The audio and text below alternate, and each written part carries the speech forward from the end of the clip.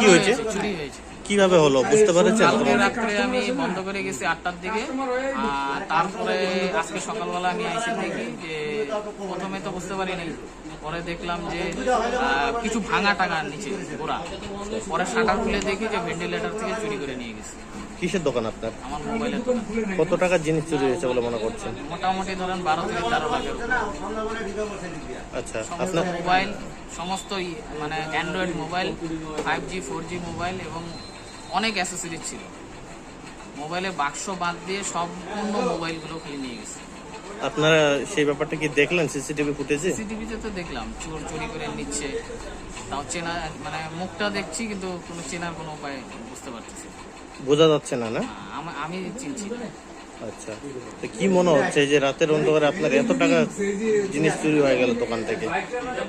এখন কি বলবো, এত মানে সবকিছু সিকিউরিটি করার পরেও যদি চুরি হয় এত লোকালিটির মধ্যে, এটা তো কিছু করার নাই। ব্যবসা করে খেতে মানে এখন অসুবিধা হচ্ছে আমাদের। এর আগে কিছুদিন আগে একটা চুরি হয়েছিল আমার এখানে। এখন এটা মানে ভয়ানক, এটা ছোট্ট একটা মানে ভেন্টিলেটর দিয়ে কি করে চুরি করে এরকম দোকানে। লোকাল থানা পুলিশ থেকে পুলিশ অভিযোগ আসছিল, আসছে? লোকাল ইনফরমেশন জাস্ট দেখে গেছে, তো আমাকে বললো যে কিরকম মাল যাইতে পারে চুরি হয়েছে। তো আমি সবকিছু হিসাব করছি। হ্যাঁ, সব এলোমেলো হয়ে আছে। একটা গডরেজ ছিল, গডরেজটা ভেঙে ফেলেছে। দোকানটা কোন জায়গায় দাদা আপনার? আমার দোকান হচ্ছে Alipurduar road, axis bank ATM এর পাশে, 12 একদম ট্রাফিক পয়েন্টের সামনে। কি নাম দাদা আপনার? আমার নাম শুভন সরকার, মডার্ন মোবাইল অ্যান্ড ইলেকট্রনিক্স দোকানের নাম।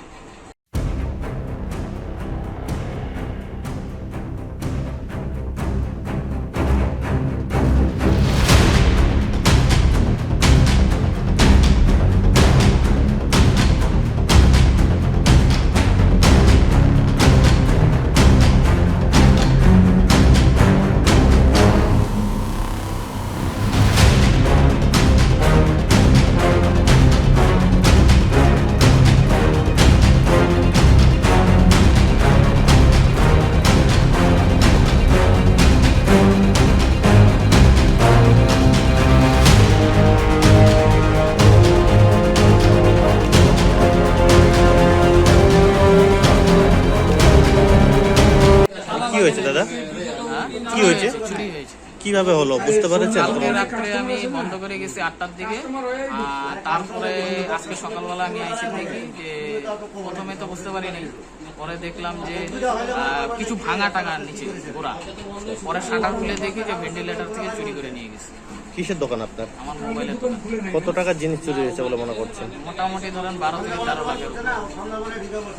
আচ্ছা, সমস্ত আপনার মোবাইল, সমস্ত মানে Android mobile, 5G 4G mobile এবং অনেক অ্যাসেসরিজ ছিল।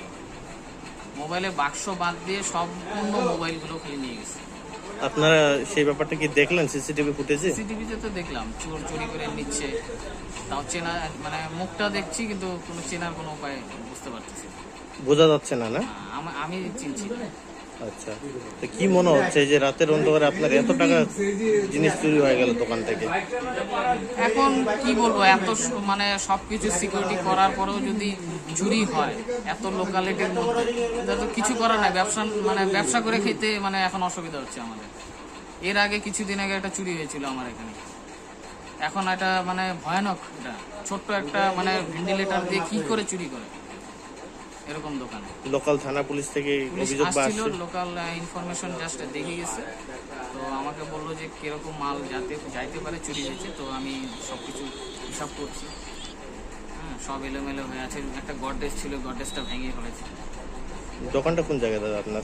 আমার দোকান হচ্ছে Alipurduar road, axis bank ATM এর পাশে, 12 একদম ট্রাফিক পয়েন্টের সামনে। কি নাম দাদা আপনার? আমার নাম শুভন সরকার, মডার্ন মোবাইল অ্যান্ড ইলেকট্রনিক্স দোকানের নাম।